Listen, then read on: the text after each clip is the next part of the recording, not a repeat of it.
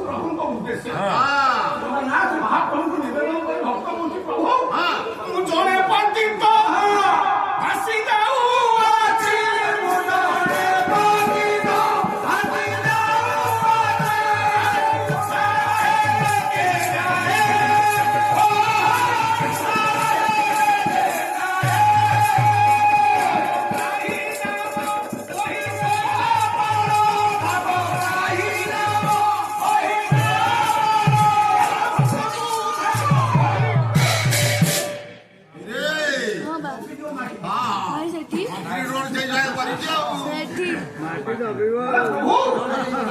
ବାନା ଉଠି ପତେବାର ମାରା ପତିତଙ୍କୁ ତୁ ଉଦ୍ଧାର କରୁଛୁ।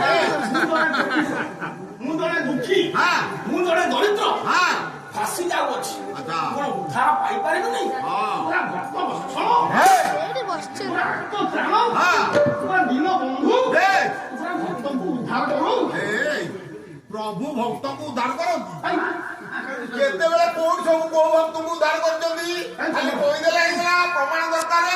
ସନ୍ଦେହ ହଉଛି ପ୍ରଭୁ କେତେବେଳେ କୋଉ ଭକ୍ତଙ୍କୁ ସବୁ ଉଦ୍ଧାର କରିଛନ୍ତି, କୋଉ ଅବସ୍ଥାରେ ଉଦ୍ଧାର କରିଛନ୍ତି ଆମେ ଜାଣିଲେ ହବ ନା, ଆଉ ଖାଲି କହିଦେଲେ ହେଇଗଲା।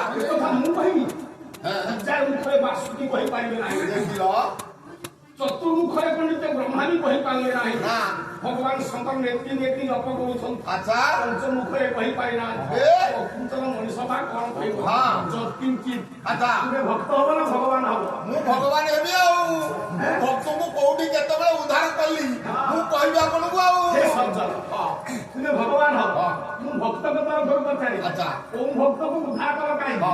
ସଠିକ କଥା କହିବ, ଆନସାର କଥା କହିବ ନାହିଁ, ବିଚାର କରି ଗୋଟେ ଆପଣ ମାନଙ୍କ ତରଫରୁ ସାରେ ପଚାରିବେ, ମୁଁ କହିବି କୋଉ ଭକ୍ତକୁ କେତେବେଳେ ଉଦ୍ଧାର କଲି।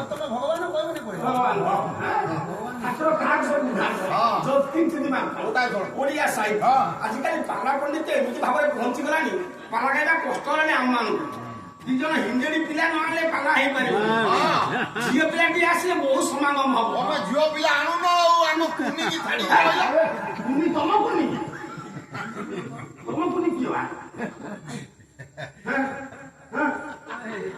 ତାକୁ ଛାଡିକି ଆଇଛ ତମେ? ବିଚାର କରିବା 64 ବର୍ଷରୁ ଉର୍ଦ୍ଧ୍ୱ ହେଲାଣି, ପାଲା ଗାଇବା 40 ବର୍ଷ ହେଇଗଲାଣି।